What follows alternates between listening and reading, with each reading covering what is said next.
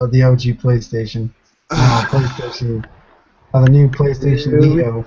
And, we also got to talk about the fact that the No Man's Sky's been delayed.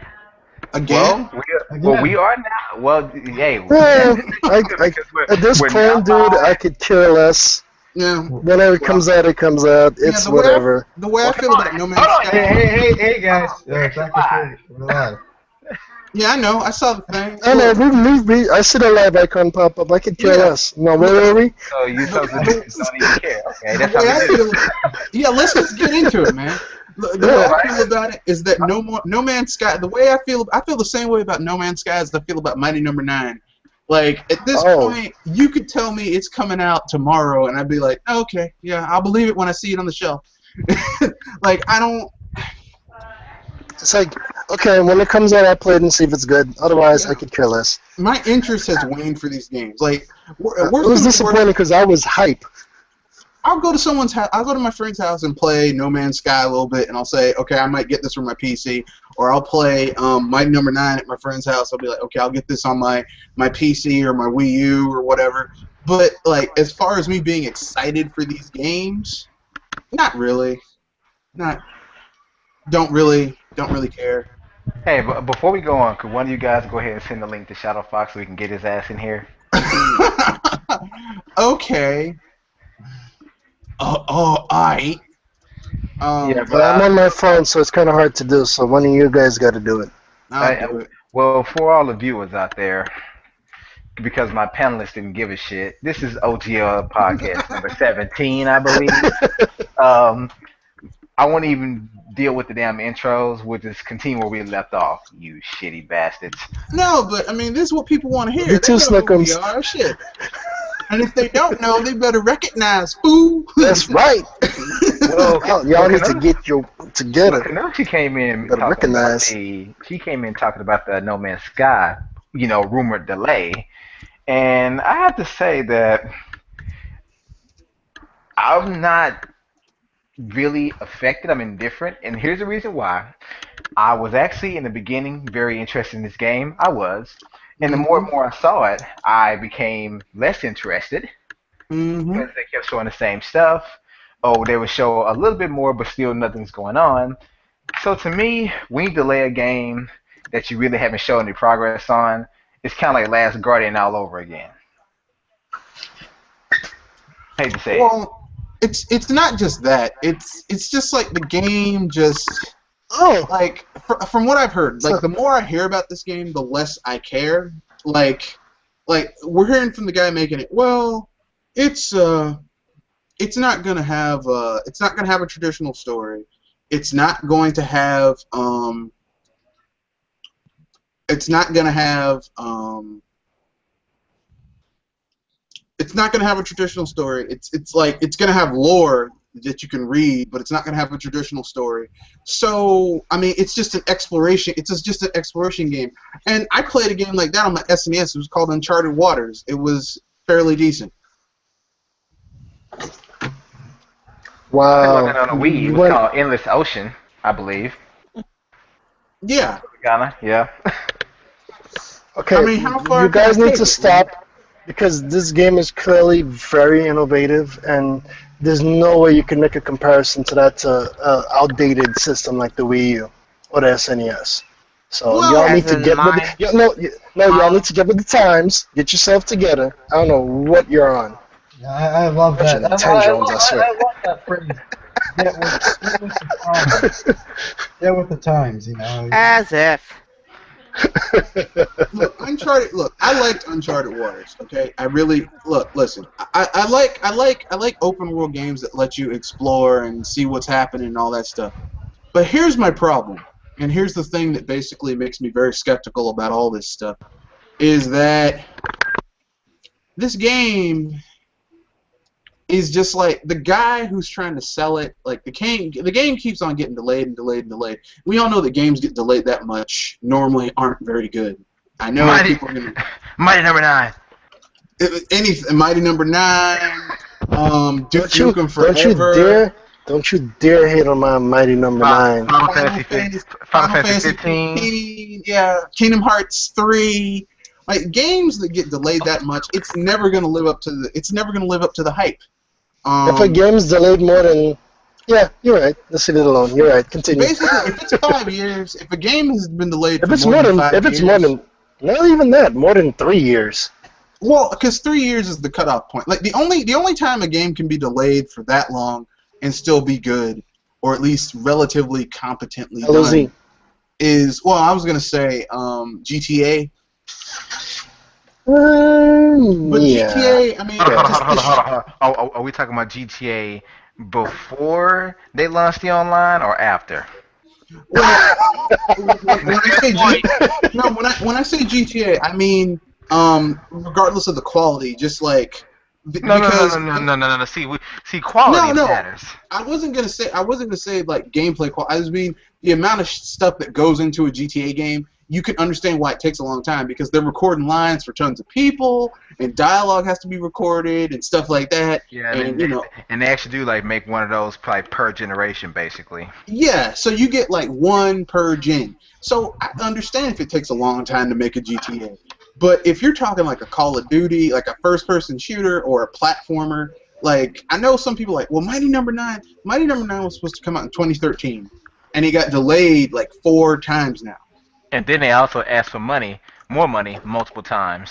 Yeah, they were like, well, we need some more money to make. But they're this trying to work. expand it and make a anime and more better voice actors. And, just build the franchise. Well, you know what? I know You guys one are just a place- bunch of haters, man. I know one place the money didn't go. No, That we're new not. trailer. If That new anything, I've trailer. got something better to say about that myself.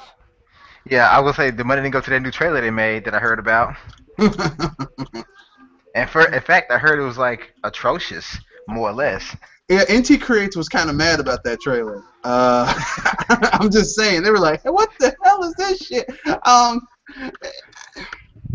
What were you gonna say? Okay, Jewel Rider Moonstar? y'all need to. Jewel Rider Moon. Here's the thing, and I'm gonna rip somebody a new one on this one. How the people you're gonna get anywhere with other projects that you have wanted to do without even showing us what you're gonna do in the beep in first place? And don't even dare try to defend yourself with saying he's the creator of Mega Man. Mega Man. Yeah, I let's got keep it some real. knuckle They milk sandwiches that and- way too much. And a splatter shot for you right in the face for it. Ah. Anyway. You know, I actually. I mean, let's keep it real. It makes a good point. little bit. Like, okay, I was a little weird. People like NT Creates and Comcept were like, okay, we're delaying this game, but you're releasing a Mighty Gunvolt 2? Like, shouldn't you? Like, you've delayed this one game like 4 times. Shouldn't you be getting this shit out before you start talking about sequels and movies? We've had 2 games come out before And this one live game come out. We've had trailers and they're trying to create them. Just get your shit together. Come on. You know, they sound like, Inafune Bano. I can't even call you that anymore. I used to call you Dono and Sama, but you're just Inafune, whatever the hell your name is. they sound lost like all one respect. of these movie studios that comes out with a movie. The movie hasn't even come out yet, and they're like, we're gonna make a sequel. It's like, why don't you let the movie come out, see how well it does, then make a sequel. Don't greenlight a sequel before the movie comes out. And believe it or not, I got first talked about this by a friend, and I had to say this to him. How the heck are we supposed to measure up what he can do until he releases something? I mean, I hold this guy now at the level of, pardon me for saying this, Crapcom. Hey, only I can call Crapcom. Get in line, and there's about 100 of us right behind me. Nope. I've been saying it for years now, actually. But anyways, let's continue, good peoples. I don't trust KG Inafune. I don't trust Concept. And at this Agreed. point, I mean, I like NT Creates. I like a lot of the games they've made, but I'm just, your name got sullied too. I'm sorry. It was all Yep. dragged in the mud. Because let's keep it real. As much as we hate to admit it, it's a fact in life. If you associate with a piece of turd, you're gonna get at least a little bit of turd on you. Yep. I mean, don't act surprised. I laid down with a dog. Now I'm scratching. Oh, really? I can't believe it. What are these bugs doing all over me, man? Exactly. I mean, all I did was just lay down with that dog. Yeah. I shouldn't be losing blood right now. It is hot as hell out here. I'm about to go back inside. Also, you also have the PlayStation 4 stuff about how VR is not going to be great with the original PlayStation 4s. And how Listen, the PlayStation 4 is pure greatness. Y'all need to stop talking shit about it. Yeah, greatness. Yeah, that's right. Because if anything, I know it says greatness awaits, and yet Exactly. shows greatness. Well, see, that's the gonna key. say that. They said that's the key. They said greatness awaits. So let's keep waiting. Yeah, good luck with that. For me personally, I'm just gonna keep it real. Like I don't think any of the new consoles, any of these generation, these 0.5 consoles, even whatever the NX or Nintendo's next thing, I don't think they're gonna do all that well unless the price point is really on point. Because I mean, like, here's what people don't understand: when you buy a new console, you're making a major financial investment. It's the equivalent of someone selling you back in the day a VCR, and then they come out with a new model, and they're like, "Oh, our old cassette tapes don't work with that old VCR," and you're like, "But I paid $500 for this VCR." Wouldn't that be like? I would say more legitimate car. An old car and another car. Yep. No, I'm using the VCR. I'm using the VCR analogy. Like, well, this VCR right here is a little bit better. It looks a little bit better. The picture is sharper, and it rewinds the videos faster a little bit. It's like, but like I don't want to get another one just for that minute upgrade. It doesn't matter. Our new stuff doesn't work with this one, or it doesn't work as well. It's kind of, I don't know. I could go with a different analogy with this one. It's like trying to say that it's like trying to make the console generations like the handheld generation, or in this case, I'm gonna be world for this one. 3DS, 2DS, and the 3D and the new 3DX series. Yeah, And pardon me for there's similarities. goof up the wording. No, there's definitely similarities. But I don't know, man. At this point, I can't. The reason why I'm still waiting to know what the NX is and not believing the bull beep about it at all from people that are so citrusy that makes me wanna barf. Really? You're kind of allergic to the citrus smells too, huh? Yeah, I'm on a voice call. Yeah, this evening. Yeah. Yes, you can take it off. It's fine. I already unsubscribed to that much citrus. I was gonna. I don't know. Everybody. But when he says citrus, I think I get it. Yeah. See, every now and again, everybody need a good, nice, cool beverage. I mean. And you know what though? Hold on. Let me mention this. I will bring this up. I'm not sure how many of you guys actually saw T's 2 recent videos that he did. Mm-hmm. His response to OJ and his. Yeah, but wait. One of his response to the innovation video, right? Yep. Yeah, one of his response to OJ's response, and I think another one he did just because. But just in general, inspiration video, right? As an innovation video of controllers. Exactly. Yep. And my thing was with the one he responded to Francis. Listen, I respect the guy as a human being. I don't. As another guy. Here's the thing. I'm not throwing shade. You know, I honestly respect him as a person. Flat out, that has always been the case. I do not respect him as a journalist. I just don't.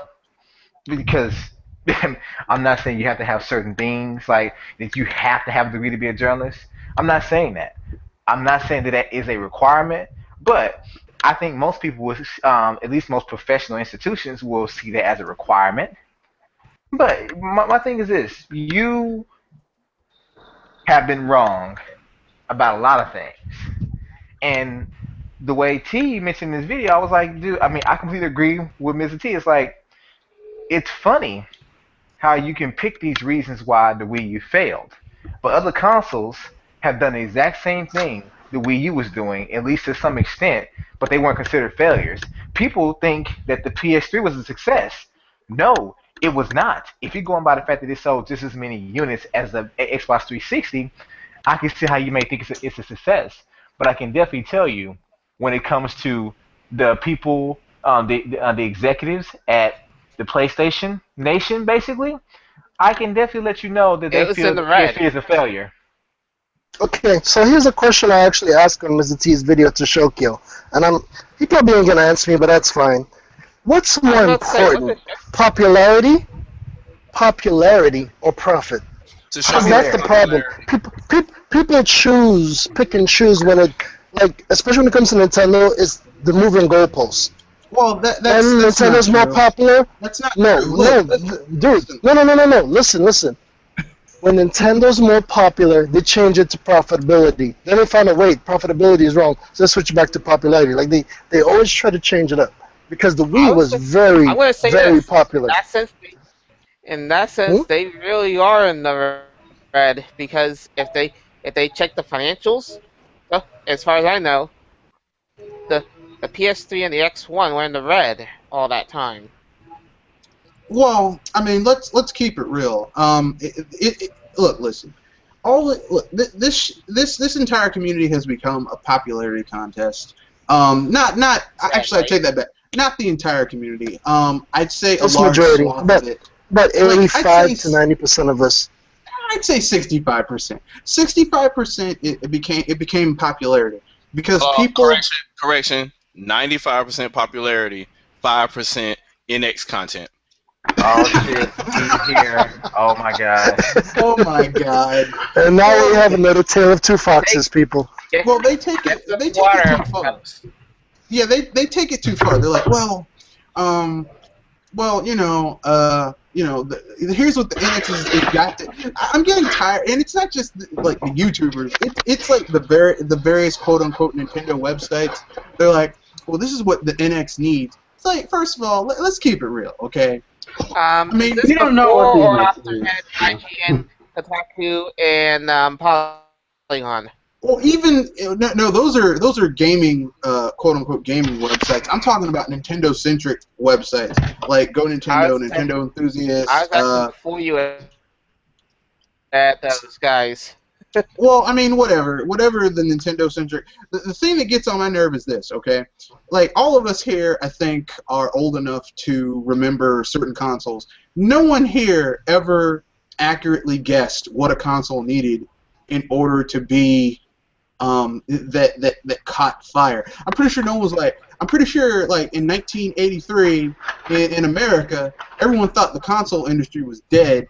And when Nintendo came up with their with their Nintendo Entertainment System with Rob the Robot, people, a lot of distributors and stores were like, this thing's not gonna sell. We'll take Hold a on, few of them. but you know what though, Red? Nintendo's a And I, failure, man. but see, Atari I've said this 2600 before. is where it was at, son. Well, see, I've said this before in more than a few podcasts. To all these gamers out there that think they know what Nintendo needs to do and what the company needs and what their system has to have, let me ask you this, and especially to those out there that know what standards the industry needs.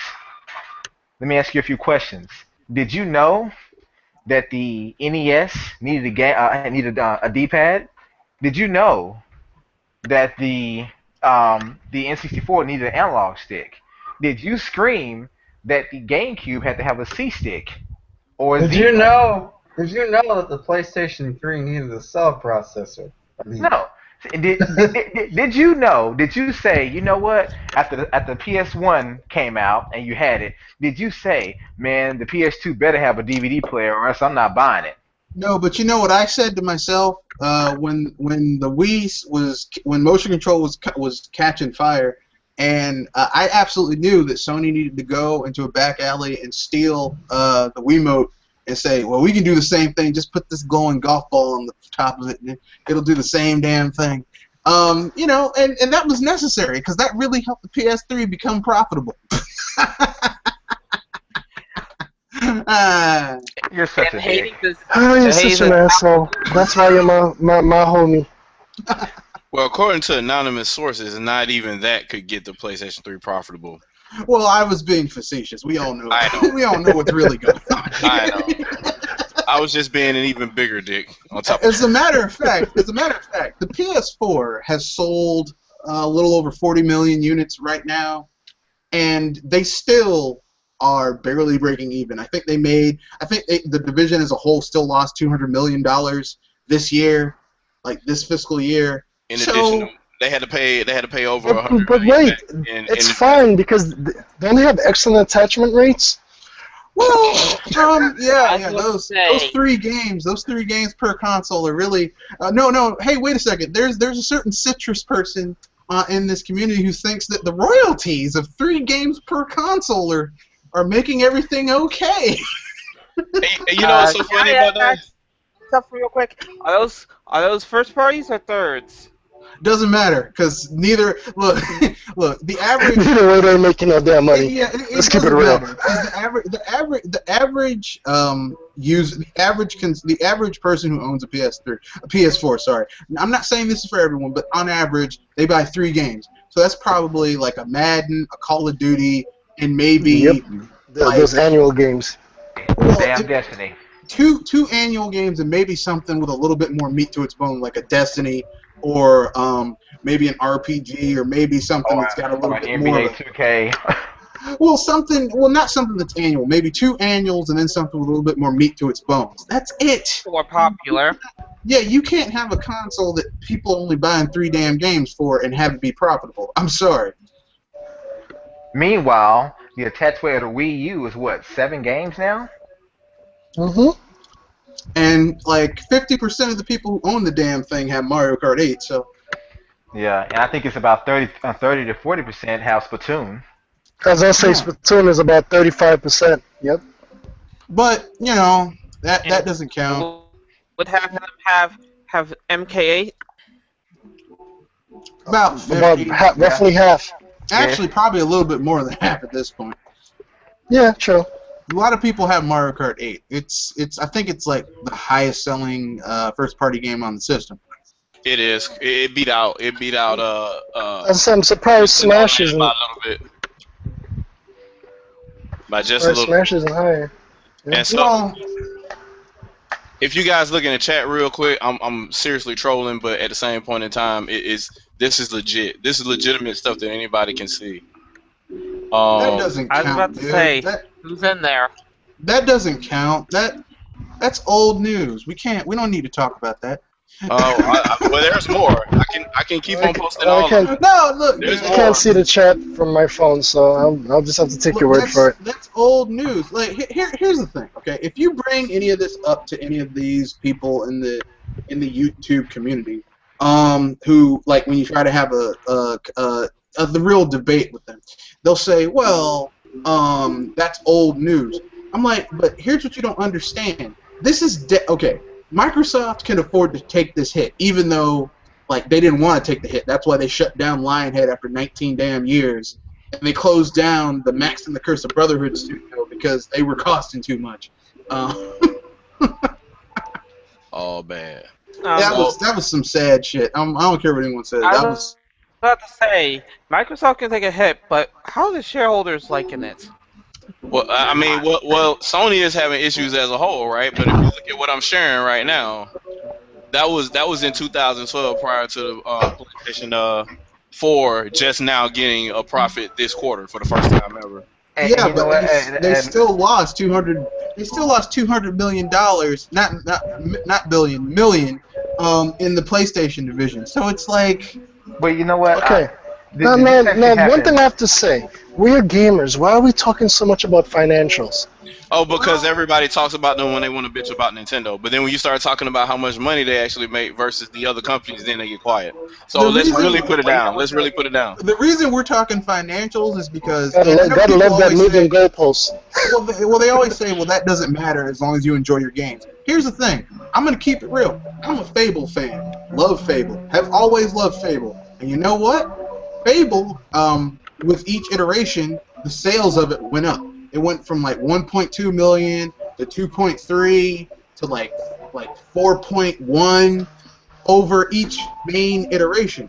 The franchise only started going down when Microsoft forced that Kinect bullshit onto it. I'll raise you Fable and put Best of Groove 2. Completely garbage, shitty game that nobody plays. But I still love it. I still play it. Hold on, real quick. I just have to make this as an announcement for anybody that bitches, anybody that decides to bitch about Nintendo's quote unquote sales and their profits going down. When they say there is an operational loss or a profit loss, they're comparing the loss of profit year on year. They aren't actually having a loss. They're still making fucking profit. They wanted more, and they didn't get enough. Yeah, They're you like, know what- well, I what's wanted to funny make is 2 that- billion. We only made 1.8 billion. Now look Exactly. look at what I'm sharing right now. That says 2.8 billion. It's actually 5.74 billion in one fiscal year. Sony has lost more money in one fiscal year total, and that's just the gaming division. Just you know the what? PlayStation division lost $5.74 billion in 2012. That's more than Nintendo has lost ever. And On record. here's the thing. Look, the company, the PlayStation division, even though Sony wrote off that loss, the PlayStation division still owes that money to the rest of the company. So even if the PlayStation division was profitable this year, it fucking doesn't matter. I have a question. Why isn't PlayStation? Why isn't Sony, their game division, focusing more on first-party exclusive content? Well, they are than now because they have no dumping- choice. Yeah, because dumping money into. But the thing is, the money isn't there anymore. Yeah, and the studios that made their first-party games have basically, they've been downsized to the point where they have like 3 people working at a studio. Now, a studio that normally took 20, 30 people to make a game now is down to like 90% of the staff is gone. Like, what are you going to do with 3 people unless they're all making $15, $10 indie games? They're gonna move them to another studio. So what Sony failed to understand was that following Microsoft and what they did was bad, because even Microsoft saw what they did was wrong at the beginning of this generation. They turned around quick. They're like, hey, we need some first party licenses or some exclusive licenses to turn around and make this bread.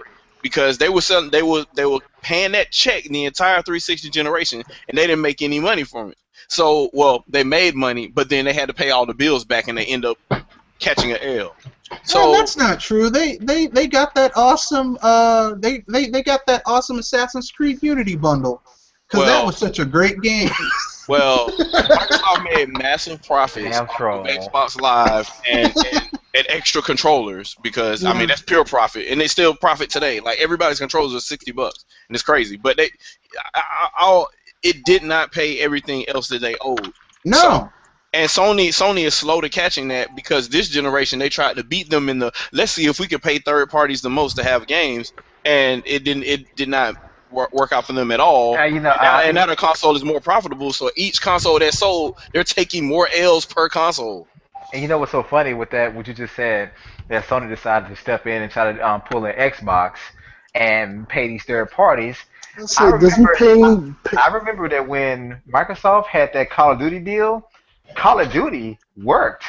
Yeah. And then once PlayStation got it, it stopped working all of a sudden. Well, Microsoft knew it dried out. They were like, whatever, we don't need this anymore. And they started turning around and started trying to do first-party stuff or getting third-party exclusives on other things. Yep. So they kind of did Wait, it. are you trying to say Microsoft had better business sense than Sony? Yeah, Well, even when what's that idiot that they fired in after 2013? What's the name of the guy? Metric. Even when he was there, they were understanding that they needed to do first party stuff and well, focus less on paying the third parties off. I'm not gonna say that they had better business sense. The thing is this: Sony has been losing money year over year for the last 25 years. Microsoft, the other parts of Microsoft were making so much money that they could take the L on like things with the Xbox division. Multiple occasions. Well, it offset it. Here's the problem with that, though. As we've spoken on Gamers at Large quite a bit now, they can't hide it anymore. Before they used to hide it, and there's no more excuses. Their new president wants that division to profit, and if he doesn't see it, he's going to get rid of it. Oh yeah, because Big Money Bomber used to give him a blank check. Do whatever you need to do. Big Money Bombers, he's the owner of the Clippers now. He ain't there to cover their asses. So, and Nadal basically called Phil Spencer in, and he was like, "Yeah, bend over this desk. Now look at that. Pull down your pants. Now look at that account book. Look at the ledgers. See the checks and balances? Okay, I'm about to stick my foot up your behind if this stuff doesn't go into the black." But even Giant Bomb sees the transition. They're seeing like. Xbox is slowly becoming a Windows 10 service. Yep. So they're going to basically what's going to end up happening. Every Xbox One exclusive is now going to be multi-platform. Everything that comes out from here on, Halo 6, all these other games, there's going to be a PC version of them. And that unified whatever crap they call it from Windows 10, that's going to be in all of their future titles going forward. Wait, to the point where the next Xbox will be a PC.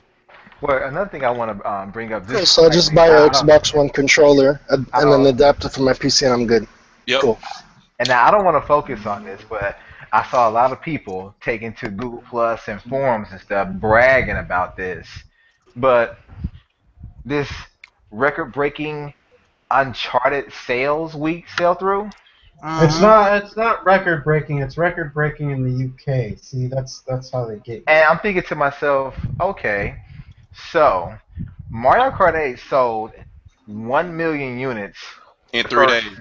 I mean, in less than 3 days. In less than 3 days, it really did.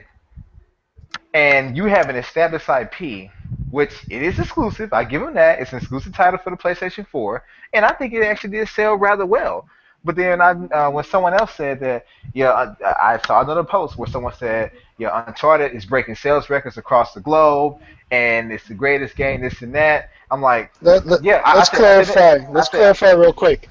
There's over 40 million PS4s in the world. When the Mario Kart 8 broke 1 million on the weekend, there was less than 4 million. Yep. Reused at the time. Oh yeah, that's right. I was like, oh, it's a failure. Yeah, so it was 25% of all of the Wii U owners basically bought Mario Kart 8. And then, but we have 40 million. We have 40 million plus people with a PS4. And how much sold? Yeah, it's kind of like when people brag about sales on the PS4. I'm like, why? It has a huge install base. When I told the guy, I said, okay. I said, I will admit that may be a success. That's actually a decent amount of sales for an exclusive game. I give them that. I said, but it won't mean anything if they had a bloated ass budget. I said, if this game cost them, $100 million plus to make, I say that 2 million sales, and this ain't counting. Doc, once again, it's not about profit. It's about popularity. Well, as long as the game's popular. Yeah, it cost $100 million to make, and plus the advertisements. Because I saw Uncharted commercials in movie theaters. The advertising alone is about $6 million. If you look it's insane. The commercial spots and when they're played, it's about $6 million. That's a lot of green. I mean, Destiny blow that out of the water. Yeah, I think Destiny itself cost like $80 million to make, and then they spent another $40 to $60 million on advertisement. Yeah. I mean, wouldn't that be ridiculous? It worked for Watch Dogs though. It really did though. It really did. I was I'm gonna not saying say, you're wrong. I'm just laughing. I don't know who fell for that one because the first time I saw Watch Dogs, I was like, this looks like they took the Assassin's Creed engine and put it in kept the whole thing in modern day, and they tried to add cars to it. And then I played Watch Dogs, and I was like, this is the Assassin's Creed engine, dolled up a little bit, with really bad driving. I mean, it's like driving a tank. You know what it And was. That's fine. Because Watch Dogs, crappy driving mechanics is popular in the new games. Watch Dogs was part of a vertical slice that consisted of Destiny, Star Wars 1313, and I think a very, very small sliver of what's the name of that game? Bloodborne, to show quote unquote what next generation is going to look like. So since then, graphics whores they've been basically hooked, and all you had to do was show that promise. All those graphic lovers were jerking off to this bull sheep. Yeah, well, I mean that's literally what it was. That's what they got hooked on initially, and after that it was literally at that point you advertised it a bunch after that, and so people were like, oh yeah, it's out. That Watch Dogs, and people went to go line up and buy it, and I do believe Watch Dogs on PS4. I think it did better numbers than the latest Nathan Drake game the same week, if I'm not mistaken. I think that game sold like 6 million the first month. It was 4 million the first week. Because they bragged about it being the best-selling game in Ubisoft history. Yeah, it was like 6 million in 30 days. But it's also across 5 different platforms, so yeah, it really doesn't count. Yeah, I just for me, I just do not trust. I don't. Numbers. No, for me, at this point, the way I feel about it now is this: there is no excuse for a game to look bad with the way technology is now. So for me, when they show me graphics like they did 2 gens ago, and look at these graphics, because 2 gens ago they show you awesome graphics and it was a lie. That was the PC build with with everything set to max. Or 1 gen ago, that was the developer's PC's build with everything set even higher than max on a conventional PC. And now it's like, okay, my game, like, it's still the developer's build at max settings. That's what they did with Watch Dogs. Because, like, people who got Watch Dogs, they're like, this shit doesn't look like this on my PC, and my PC blows anything that's on a console out the water. Well, and people have to go and hack it in order to get those settings. I gotta credit Ubisoft for that, though, because they knew if they did that, it would be a backlash for all the console gamers, because they were advertising that game as a console game to look like that. So if the only way you could get it at the time was a top-of-the-line GPU on a PC, they wanted to hide that.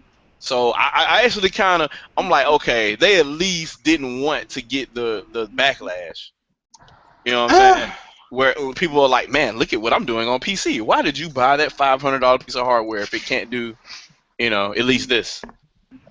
So, and that's one of those things where, could it look a little bit better on Xbox One and PlayStation 4? Probably. Was Ubisoft going to pay all those millions of dollars to, I don't know, they would have to they would have to spend basically time on each platform. They would have to have a dedicated team for each platform to make sure each version looks the best as it possibly can.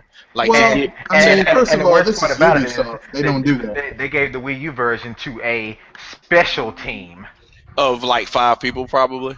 Yeah, like 5 guys and an intern. That's who put it. But you know what? This is actually a great segue. The other thing I want to bring up was a recent release. You guys try to know where the hell I'm going with this. I don't care. Turtles. Oh, yeah, I had this game.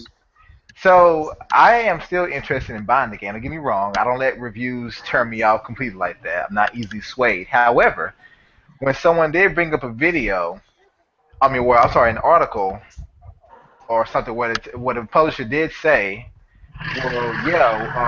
right now, we're targeting 60 frames per second, and so this is what the game is going to be in, and then the game comes out, and it is a fixed 30 across all platforms. That's the publisher's fault. Cause WTF? didn't what's the name? Didn't Platinum make that game? Yeah. But people, Yeah. but I've seen comments, especially on a few people's videos that Triple M pointed out, that like people are like, and see, this is why Platinum is a garbage developer. It's like, But Platinum would really? never say that though. That was somebody else. I know Platinum didn't say that, but here's the thing. I even said on the post, I said, you guys are forgetting one thing. Although this is a Platinum developed game, they were working under Ubisoft. When you have a publisher, you don't make any of your own calls. Mm-hmm. If they hire You do the best you can with what you're allowed to do. if they hire Platinum today and Platinum and then Activision said we want this game ready in 2 months, do whatever the hell you have to do, and here's your budget, $10. They have to do that. And people think they're like, oh, well, it's Platinum. It's like, no, it takes money because no one's gonna work for free. I'm sorry. And not just that, because I have this game, and I've been playing a little bit of it. It's a short game. You can beat if you do a completionist run. I'm sorry, but you Is that? broke my mind here. This is made by Platinum, but published by Ubisoft. Activision. It's published by Activision. Okay, my goof. Yeah. In that It's case, published by I'm going to need a tall glass of drink here because I just think that somebody screwed another over. Well, I mean, it's Activision. Like, here's the thing, okay? This game is a budget title that Activision got paid to get done by Platinum. How much does it cost? Is it $40 or $50? It's $49.99 on consoles and it's $39.99 on PC. Not bad. Yeah, it's a budget title. The thing that bothers me is that, okay, for a budget title, it's not that bad. Is it as good as Transformers Devastation? Hell no. But is it as bad as The Legend of Korra? Also, hell no. It's made by Platinum's B team, which is like the people who made Legend of Korra. So That's it's what I better. was going to say. I was going to say, think the Bayonetta team minus like half the team. Yeah, they're better. It's better than Legend of Korra, which shows they're getting better. But here's the thing: it's a budget title. They did the best they could with a limited budget and a limited amount of time because they want to get this game out before the movie comes out later on this year. Now, here's the thing, okay? Because I have this game, and this is kind of like the theme of my my BS Buster Saturday. Is this? This game has a lot of potential. There are glimmers of brilliance in it. It's got team-based combat and like multiple characters and like special abilities and special attacks with cooldowns and stuff like that. It's like a weird hybrid between a beat 'em up and a MMO, actually, kind of in a weird way. But the thing is this: they give you this huge city to explore. You complete tasks in the city. And then until a countdown goes down and you can fight the boss, and then you do the next level. You select another boss to fight, and then you do it all over again. Complete a lot of tasks, fight a boss. Now, here's the thing. This game, had it had another 3 to 6 months in the oven, maybe another $10-15 million development, could have been a great open world pseudo RPG beat 'em up where you go around Manhattan completing little missions and stuff. Then you fight a boss and you move the story forward. Maybe have it be Manhattan, maybe in the future Manhattan. Could have been awesome. But So essentially, it's a rush title with a limited budget. Yes, that's what it is. And Platinum. Here's the thing: for as rushed as it was, it's okay for what it is, but it could have been so much more. So basically, what you're saying, what I'm hearing is this: It's the current curse of today's industry, game is unfortunately. the game is good, given the fact that it was rushed and low budget. Yep. But what I'm also hearing is that, I mean, you may not know this, but at least the game's not broken. That's sad. It's not really broken. Like I said, it's a budget. Okay, you can't expect much from a budget title, and you can't expect much from a team that was rushed. But the fact that the game is as complete as it is, and no real bugs, at least on the PC version. I don't know about on consoles, but no real bugs on my end. So about how long did they work on this game? About a year? I think Not even. I think maybe like 9 or 10 months. I don't even think This was about 9 to 10 months. It looked like. I think they threw some stuff together last year just to show off at E3 or whatever. Whenever they showed it, yeah, it was E3. They showed it off, and then they just want like I think they were supposed to have a year, but when this movie got pushed back to like June something, they were like, shit, it's got to come out before that movie, so they put it out in May.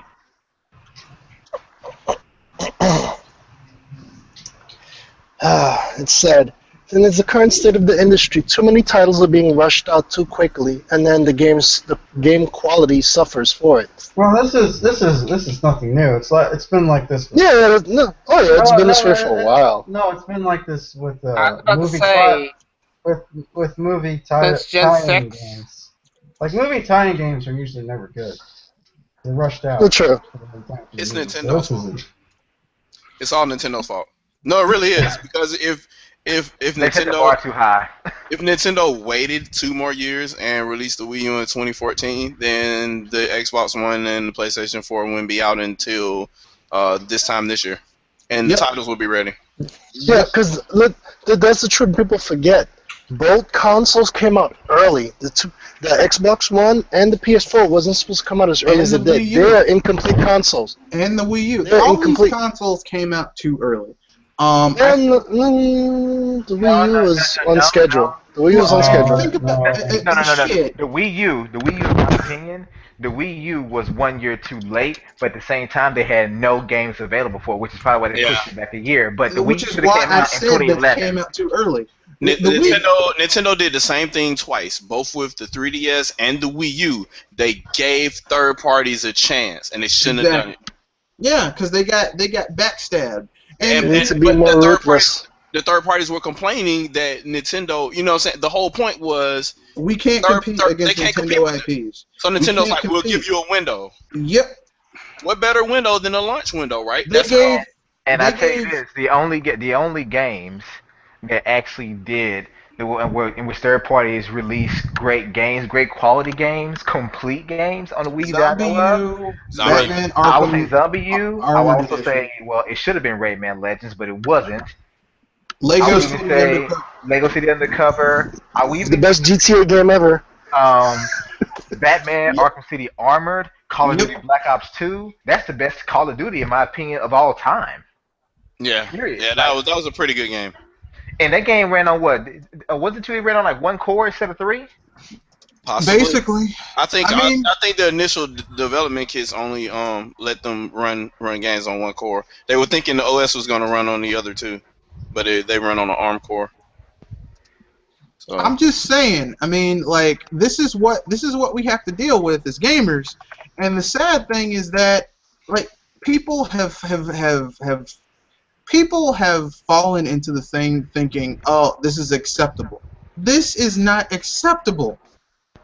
Well, let me pose a hypothetical question then. They're like, yeah, the game is not broken, so it's good. Wait, games aren't supposed to be broken in the first place. No. What I was gonna say, it's not acceptable that, and this is the kind of the curse of being a Nintendo gamer since the 6th gen, but really since the 6th and since the 7th and now current gen, 8th gen. Like if you're a Nintendo gamer, you get basically sloppy seconds. You get like it's like someone says, it's like if you're a gamer, it's like someone's coming to your table, like the waitress is coming to your table with like a platter stacked with food, and then some stuff falls down on the floor, and everyone else gets the stuff that's like on the plate. Are you talking about third-party support? Is that what you're talking about? Yeah, third-party support. Oh, and okay. then if you're a Nintendo gamer, the stuff that fell on the floor, they just pick it up and brush it off with a towel and like put it on your plate. There you Or go. so they think. But you know what? I've posed this question in one of my recent podcasts to the viewers and gamers out there. Honestly, people, the ones bitching, if you buy a Nintendo console for any other primary reason than Nintendo games, you don't know shit about What kind of gamer Nintendo. are you? Like that's my Slap point. yourself. Well, actually, the I have to. reason I say that because Nintendo, 9.5 times out of 10, they will do their games either great are so close or so good that you can't tell the difference. With a few eggs here and there, but even their worst games are still better than some of the third party efforts. I don't But understand. I don't understand the concept of somebody saying, "Yeah, I bought a Wii U, but I sold it because I just didn't like what I was getting," Third party or support. "I bought a Wii, but I sold it because I didn't like what I was getting." You should know what you're getting if you buy a Nintendo console. You're getting Nintendo games. So it Well, seems to me like if you buy a Nintendo console and then you sell it, that means you don't want Nintendo games. you know, I have to disagree with you guys a little I'm bit. sorry. What? How the heck are these people even thinking? I mean, for that kind of matter, I might as well sell the only PlayStation the most recent PlayStation system I ever have because it's got no No Sony PlayStation games. games that I want. You Yeah, know, all the I Sony have to. games are on PlayStation 1. Yeah, I have to. See. I got to disagree with you guys. The reason I buy a Nintendo console, of course, obviously, the one of the major reasons is for the Nintendo first party. But I actually like the Nintendo second party and the third party exclusives because I'm going to tell you right now, and this is why I haven't given up on third parties entirely. When third parties actually put some effort into making something exclusively for the console, turns out to be a pretty good game. Really? Okay. Okay, so this is Which telling reminds me, I Fox. gotta pick up Umbrella Chronicles. Red Fox, that's the exception, not the rule, though. I understand what you're saying, and I agree with that too. But that is by far. It is, especially now, because you're seeing less and less of it. There are very few games that are made specifically, and this isn't just a Nintendo thing. This is all the consoles. There are very few games that are made exclusively for the PS4. Well, let me ask you guys a Xbox question One, real quick. Wii U. I want each one of you to tell me why do you think, and I'm pretty sure we all know the answer, but I just want to hear it. Why do you guys think that third parties and or publishers, because publishers are the ones that make calls, why are they so much lazier than they used to be? And let me define what I mean by that. Back in the day, fourth gen, fifth gen, even before that, some of the greatest games of all time, some of the most innovative things that were done basically because of constraints, because of limitations, whether it be budget, technology, whatever. And now that we have an abundance of money and technology, these dudes are not even trying to do anything in remotely optimized for either damn console. And to me, it's like the same people that say the Wii U is not strong enough, it doesn't have what we need more power to make this game the way, as we envision the game, and make the way we envision it. Then you release the game on the PS4, Xbox One, or the PC, and the shit's still broken. So did you lie because Nintendo wasn't going to pay your ass? So Or are you lying overall because the true God honest truth is you just want to be able to do lazy ports and still get full price? can I give a shameless plug out then real quick? Go ahead. Go ahead. So I did a video on this topic not too long ago. Yeah, I saw that. It was called Proof of Purchase, right? It was dealing with what happened with regards to the whole Street Fighter V situation, right? So no. So here's the situation. At the end of that video, this is what my major complaint was, and it was the first time I ever talked about anything rumors related to Nintendo NX. Because to me, there's no reason to fucking discuss that shit ever. So one of the rumors was that EA wants Nintendo to pay for advertisements of their games if they put them on their console. And that's why I said everybody got the fucking game wrong, because a publisher, what's the job of a publisher? You're supposed to manufacture, you're supposed Show to your game to advertise, the world. manufacture, and distribute those games to as many people as possible so they sell to as many people as possible. That's your job as a publisher. Who the fuck forgot that? Then you talk about the actual developer. Your job is to look at this weird-ass locked hardware and figure out how to get the best out of it and make a really fun game out of it. That is your job as a developer. When the fuck was it the platform's job to do what you're supposed to do? When the hell is a mechanic supposed to sit here and tell you, well, your car is fucked up because it won't do my job for me, and therefore when the hell does that happen? Well, you know what? I got an answer to Can I that. start this I got an off? answer to that. Shadow, you're trying to apply logic again. How many times have I told you about You know this? what? This is I not a have logical I have an community. answer for that. Logic? The reason No, why it's this common happened people's is because, sentiment, not allowed to be ignored. well, see, the reason why this happened is because, and I'm gonna We blame let it two happen. people in general. The public is the first and takes the most blame. These because we buy into this shit. We buy shit knowing that it's broken, even when people tell us that it's broken or not a good game. The second, I blame Microsoft and Sony because Microsoft started it, Sony followed suit. As I've said in many podcasts, what is a game without a platform? It's a fucking idea. I was See, about to say, console it's makers paper. knew in the beginning that a game is nothing without a platform. So you can have the greatest idea, and you can have the greatest game in the world. If you don't have a platform to put it on to show people what your It's vision just paper, consists of, it's basically. nothing. It is thin air. It is a concept in your brain that you cannot share with people unless you talk about it, in person. You So know, Nintendo has never forgotten this, which is why they don't pay Sega didn't developers either. and publishers. Sega didn't forget this, but when Microsoft and Sony started handing out blank checks for games, these yep, developers and publishers got big headed and say, "Oh, well, we weren't even asking for money in the beginning, but if these bastards are gonna be willing to shell out money just because to get our game on their system, they're and all gonna they get want that is just for us cheddar. to have it, they'll go ahead and take the money." And now, after 8 to 10 years of this shit, now it's become the They norm get that like publishers are expecting, like, "Hey, Nintendo, you should want us. You need us. We don't need you." And it's like, no, it's actually the opposite. Madden ain't shit without a platform. So Yeah, what's I'm gonna. so here's the excuse. Games are getting increasingly complex. I'm sorry. C++ is fairly fucking easy compared to assembly and goddamn and machine language that you had to use way back in the damn 80s and 90s. And Yeah, last time I checked, I Can thought I say I this? heard sprites were actually very hard back in the day. Look, here's all I'm gonna say. People And had to create their own color fields back then. here's all I'm gonna say, and I'm gonna keep it real.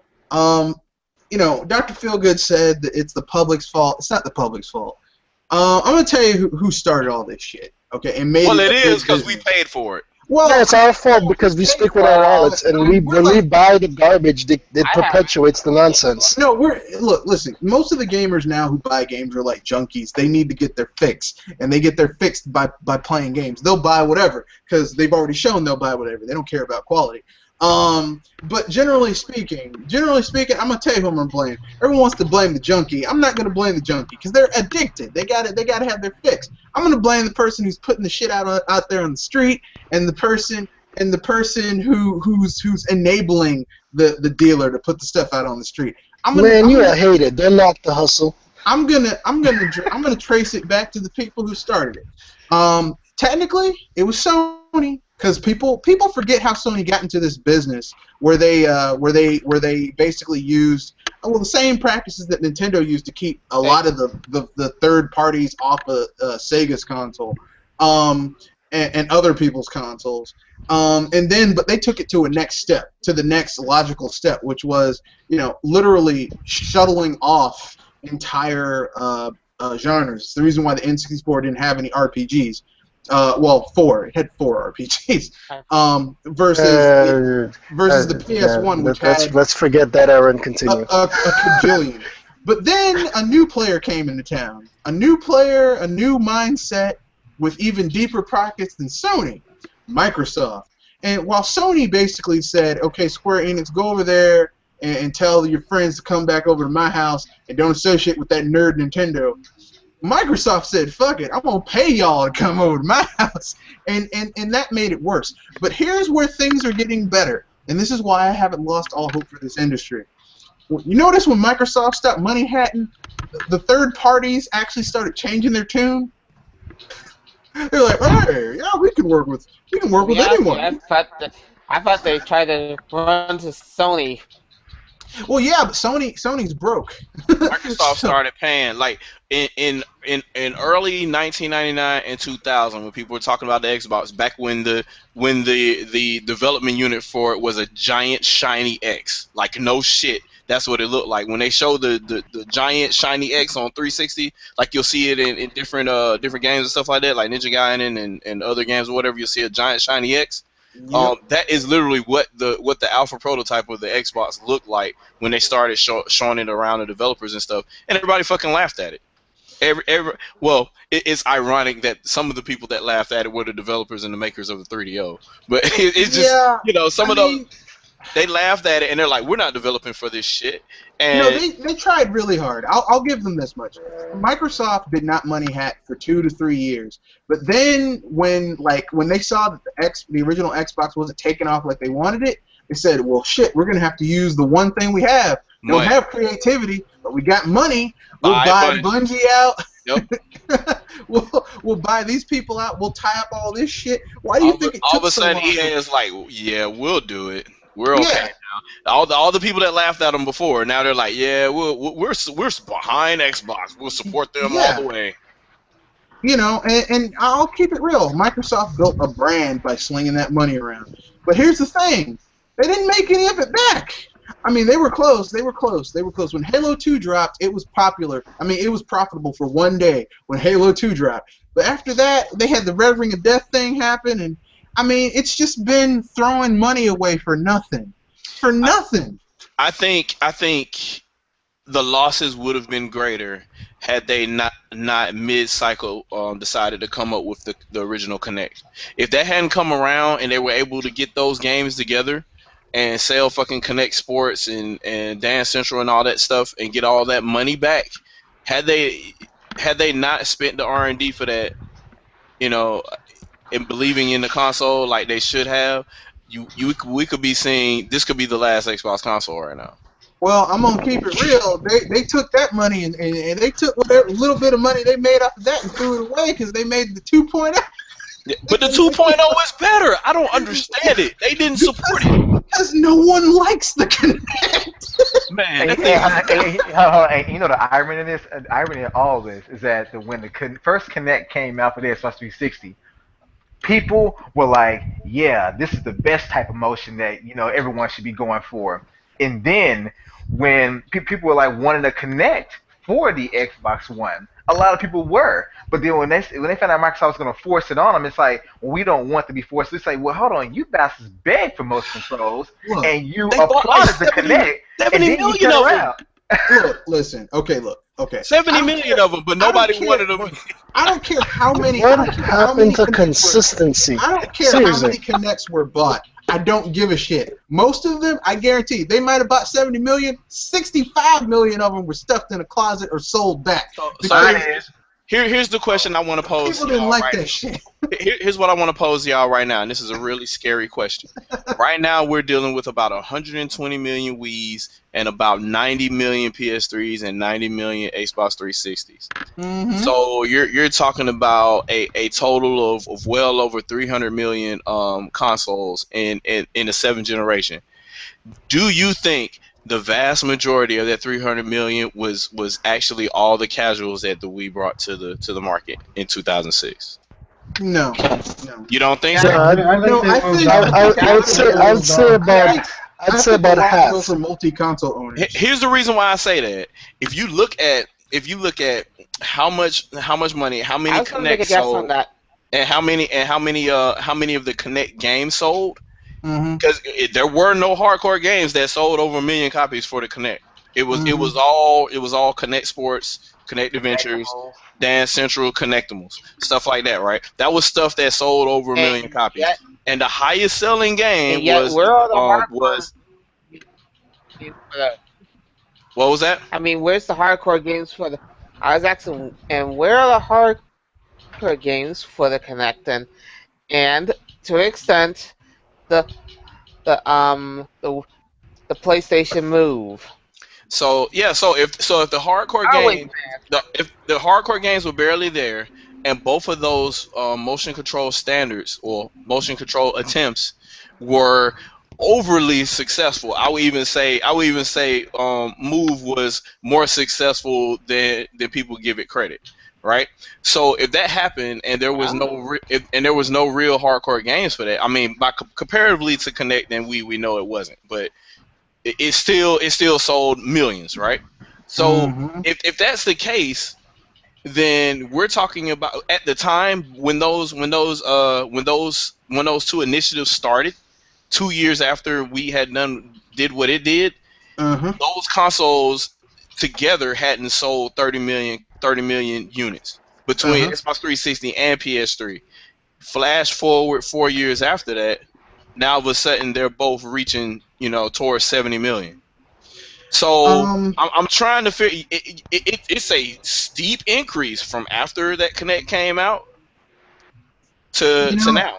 I think that those were people. I probably misheard your original thing. I think you are right. I think a lot of those were people who probably the Wii got them into gaming or back into gaming after a while because the Wii was very casual friendly. And then they saw Dance Central. Yeah, after a while, it's like, okay, I'm not getting the games I really want, or I want to step up my gaming game, for lack of a better word. So I'm gonna get an Xbox 360 or PS3. And I think that's pretty much what happened with a lot of these with that thing, because I mean, like a lot, like when you look at the numbers for the PS3. It's like I don't think they're that high. The Xbox 360, a lot of those are kind of padded because a lot of those replaced Xbox 360s. So I don't think it's nearly as high as what Microsoft likes to say. But I mean, I think that overall, like quite a few of those are people who maybe had like I had a Wii and I'm going to get this console because there's a lot of games that aren't coming to the Wii because they say it's too weak, or I don't want to play a shitty down-modded port, a down port from something I can get on quote unquote the big boy console. So I mean, I think. I guess what I'm trying to get at, what I'm trying to get at is, I think the big thing people want to say all the time is, oh well, the Wii U sucked because Nintendo was chasing those casuals, and look how the casuals treated them. They left. Well, it looks like the casuals left everybody. Everybody went to iPhone. So look at the Xbox One sales. Everybody's playing Clash of Clans right now. That's what everybody's playing. I mean, Xbox One came with a Kinect, right? They were anticipating that all those people that had a 360 and a Kinect would get one, and that would be the new 360 and Kinect thing. But it also had a price point of $499. So of course. Yeah, but people were paying that amount. People were paying that amount and some more for the 360 at one point in time. It was $400 for the 360 with the Kinect, and it didn't even have a fucking hard drive. Yeah, but that's different from $499 now and $400 back then. Yeah, I mean, yeah, that's true. But I guess the point is, that's what you got to understand what Microsoft is thinking internally once they see these numbers. They're we just sold old ass hardware. We just sold old ass hardware in 2011 for $400 with this damn camera. We can sell a newer one for $500 with a better camera. Still didn't make them any money with the Xbox division. I think here's the thing. At the end of the day, just for me personally, I think that gaming-wise, I think, like, as far as the big three are concerned, especially Sony and Microsoft, I think the downfall of these two consoles is that they were maybe too much trying to chase what someone else was doing, because they were all chasing a trend. Everyone was chasing a trend. And I think Microsoft and Sony, with the advent of their new consoles, were a little too beholden to third parties. Because at the end of the day, it's like they don't seem to realize you hold the power, because if EA and Activision and Ubisoft don't have a platform to put their shit on, they ain't gonna make money. Because here's the thing. You know what I read? This actually ties into, I'm not sure how many of you guys have seen it, but is it what Archimedes' new video he put up about the gimmicks? Oh yeah, how they're chasing a gimmick and they want a new customer. Yeah, everyone is trying. Look, I understand. Everyone likes to use gimmick as a pejorative statement. Well, that's a bad thing. But here's the thing: everything that we've ever bought had a gimmick. Everything. We wouldn't have bought it if it didn't have a gimmick. Think of your favorite bands. Like, they had gimmicks when they first came onto the scene. Well, I mean, I don't. But I think what's happening, based on the video I just mentioned, and shout out to him, by the way, but I think there's some truth to what he's saying about them chasing a new type of gamer or trying to create a new type of gaming Yeah, market they are. They are. where you You, can you hold you on, can you you can watch push out some lazy ass. Parks Analysis? Yeah. Yep. So basically, you can push the developers can push out some lazy shit and still make millions of dollars. Because to me, the biggest root of this problem that we're having with today's gamings being released, particularly by third parties, is that they all saw one thing that blew their minds. Well, two things, but the first one came before the Wii. The first one basically came with that Modern Warfare 4 money. When that Modern Warfare came out and that shit took off and made billions, Hmm. everyone saw that and they want to copy that formula and they thought they could do the same thing. Assassin's Creed became a yearly, an annual, basically, game. It became an annual game because before that they did one every couple of years. Then it became every single year. And Everyone that went to killed the follow that trend. franchise.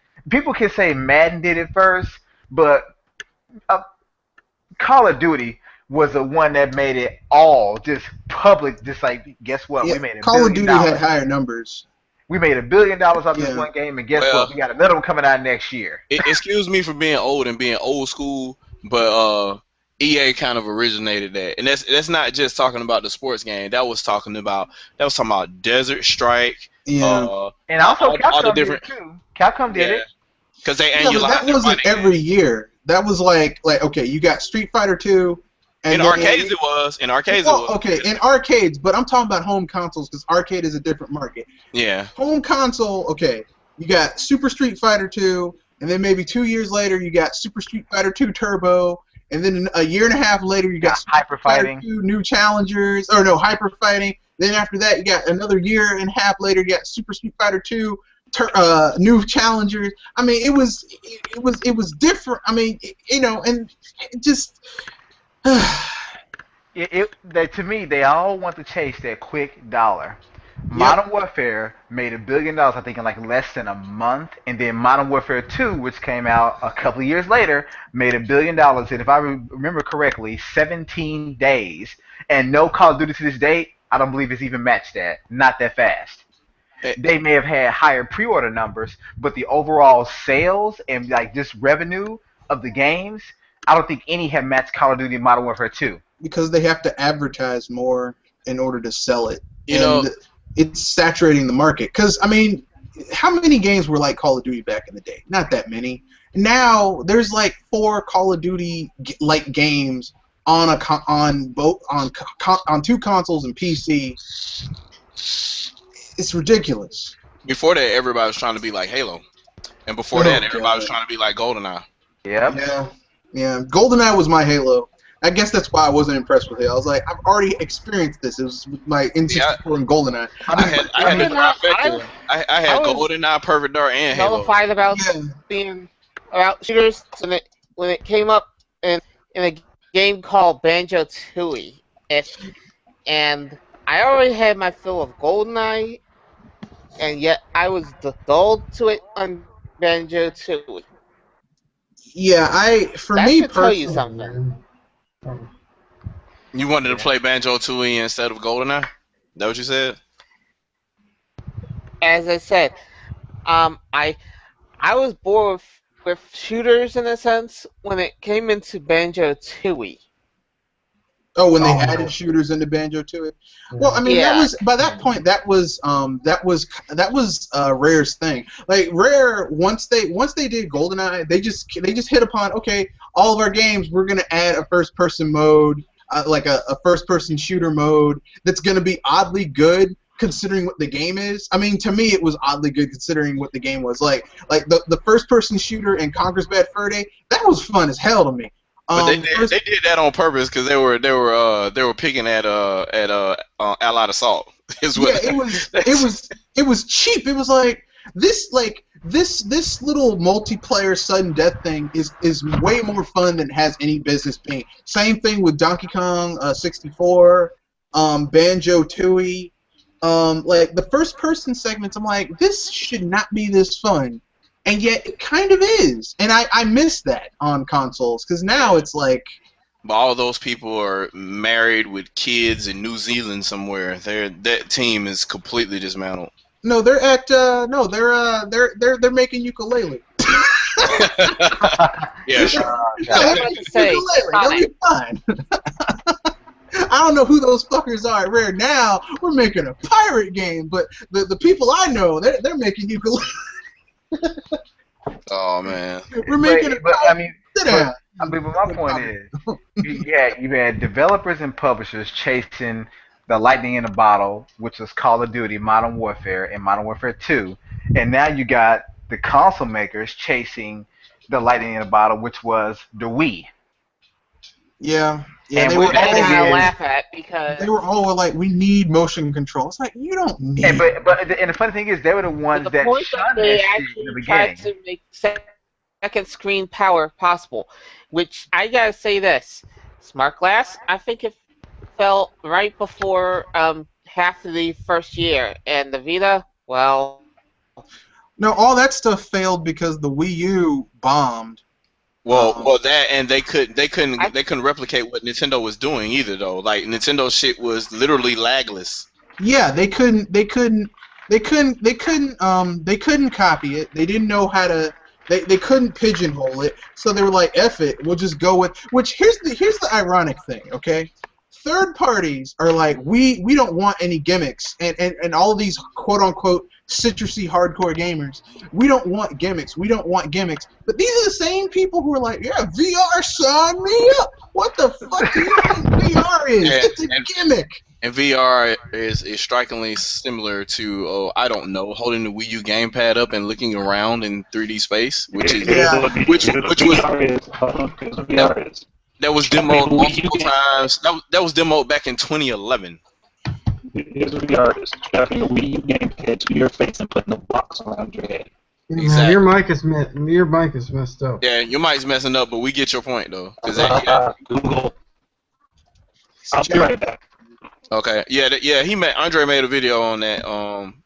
Basically saying that that's what it was. It was a Wii U gamepad strapped to your face. Now, obviously, technically, there are a lot of changes. So there's higher More resolution depth per perception, eye. yeah. More depth perception and stuff. I mean, but the thing is this, like, okay, I don't know about you guys, but I'm old enough to remember in the 90s when they were really trying to push VR, and like during like Space World and the CES back in, well, not Space World so much, but CES back in the like early mid 90s, they were really pushing VR, like, virtual reality is the future, and you'd have some asshole with a thing strapped to his head sitting at a computer, and he's like, yeah, this is, or if they were really, if the primo models, they'd have a guy on a treadmill thing and some gloves on walking around with the thing strapped to his head. And I'm like, I see what they're doing now, and I'm like, it's the same shit. The technology's a little bit better, the graphics are a little bit better, but it's the same shit. The one on the treadmill is the only one that's close to what they're doing right now. The ones without the treadmill back then, it was just a stationary screen mounted to your face. It just had depth perception, so it looked like it was 3D. But the ones like when you went to like an amusement park or something and you played Rise of the Triad or Doom or anything like that, that was the one where you're on the treadmill. You could turn your head and it was literally mouse look, so you could look all up and down, and it had motion tracking and everything. Whereas the older stuff didn't do that. The Virtual Boy didn't do that or anything like that. But these newer sets do exactly that. But that's also what the Wii U gamepad does. So, like, to the point where it had down Google Street View on it. So, I mean, at this point, I can't. Okay, I get it. Someone really likes Metroid. Smash Bros. get Metroid. out the lava area, will ya? What, in North Air? Yeah, I think it is. Yeah, Norfair. But or maybe Brinstar. I don't know. But I mean, my point is just this. I think that gamers. I think that. And this is where I do have to blame gamers. Gamers are far less discerning, and they're being far more. Who is that, Kenoshi? Yes, Kenoshi. Yeah. They're not discerning. Sadly, that's not for everyone, but for a majority. Oh my beeping gods! How the beep do you buy a game like Street Fighter V and not figure out how bleeping broken it is. Well, I mean, the thing is this. Nothing to Okay, figure out. I mean, it was these people written are about. fans. These people are fans. I'll agree. I'm a fan too, but for me, and this is just for me as a gamer, there were certain signs that kind of made me very suspect of this game before it came out. For example, Person who was in charge of the game in the first place? well, I mean, I don't like Yoshinori Ono anyway, but no, what basically made me go, oh damn, this is not going to turn out well, was when the dude when they announced it last year, and then they said it was coming, like they said they'd been working on it for like 2 or 3 months, and then they said like it's going to come out in what was it, like February? March. Okay, March. I'm like, there's no way this game is going to be ready because it takes years between new iterations. And I don't mean like the reiterations where it's like Turbo, Ultra, all that stuff, Arcade Edition. I mean literally like the jump between Street Fighter 2 and Street Fighter Alpha, that was like 4 or 5 years. So there was no way this game... Hell, from 2 to 3 took like a decade, didn't it? Yeah, from 2 to 3 it took 10 years. There was no way in hell Street Fighter 5 was going to be like in that good of a shape in just a damn year. I was like, no, because Capcom ain't that good. If it was Nintendo, I might have given them the benefit of the doubt, but Nintendo would have just delayed that shit until it was ready. but Capcom is not that good. They are not that good. They can't do that type of stuff. So, and that's before we tear into them about other franchises. Well, hey, I mean, we're getting a new Mega Man. Don't remind me. Look, man, don't before we tear twice today, okay? into them about other franchises. Don't shoot me in the heart twice today. Hey, man, look, all I'm gonna say is this: it's about. Trust me, I shoot you in the heart 3 times. You know, when I saw the new Mega Man, even though he looks kind of fugly, like in my head, I was like, someone needs to do a fan animation of Mega Man, like the Marine in StarCraft 2 when they announced StarCraft 2, where he had the cigar in his mouth and he took it out. He's like, "It's about damn time," and he puts it back in. So you spot Street Fighter 5 day one. Okay, well let me ask this question. So what's worse, the new Mega Man or the new Conquer? Well, it's true. It's true. New Mega Man or new Conquer? I'm gonna keep it real. Conquer's the new probably Conquer worse. is worse. Yeah, Conquer is way worse. This Mega Man might be good. It just looks. This weird. Mega Man at least looks like he could be Mega Man. Yeah, Conquer. Don't look like That he's doesn't look Conquer. like Conquer. Yeah. I reserve judgment for Mega Man since we don't see how it I'm is gonna play wait yet. to see how it plays But out. for Bag, I don't have hope but though. for Young Conquer, sorry, but he got shot early. All I'm gonna say is this: Young Conquer needs to be put to sleep and fast. Yeah, like when Microsoft said, "Hey guys, for your HoloLens experience, we're gonna have Young Conquer," I was like, "No." See, No. if my imagination was Conquer as he was in Diddy Kong Racing, that was the first thing I thought. But then I saw that thing and I was like, no, Yeah, it was not worse. Conquer. Yeah. I was like, what the hell is that? That's not Conquer. No. Like, here's the thing. It's like Heroin. when it comes to Rare and Microsoft, it's like as a gamer, you ask for simple things, and even they can't deliver that. It's like, here's what we want: Conquer 2. That's it. Shut up. Just a Stop straight trolling. up- Stop trolling. Oh, I'm sorry, man. Hey, but it's real. It's real in the field out here, man. Ryu Amiibo content.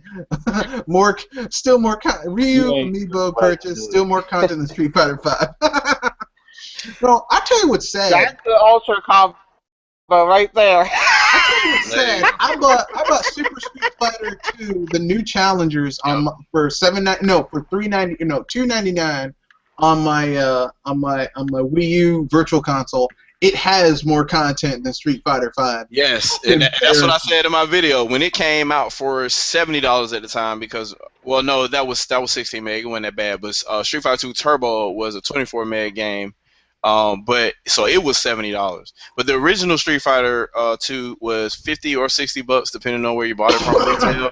It came with 1-player mode, 2-player mode. It didn't have tournament mode yet, but you could play with all 10 characters, all 8 characters. You could play with the bosses after you unlock them or whatever. And new challengers, it had even more than that. It had 12. Yeah, it had multiple endings, multiple endings, sound test, all that kind of stuff was in options mode. You could configure all your controls and all the other kind of stuff or whatever, and there were no issues. You could drop in and out. Anybody could play multiplayer, local, or whatever. So that wasn't an issue. You can play arcade mode or you can play 2-player, and then play. You can, I guess, keep track of how many matches you won or lost. And you know what's even more amazing? They even had all the features. They had what was it called? They had the little bonus stages, like break these barrels, beat down the car. It was great. Street Fighter V didn't even have that shit. That was a full arcade port, and then it just got worse as the fourth generation went on. Well, yeah, as the fourth generation went on, so you had Super Street Fighter 2, it had tournament mode, and you could add the speed to the game and all the other kind of stuff. Then Super Street Fighter 2 had all kind of stuff. You mixing them up.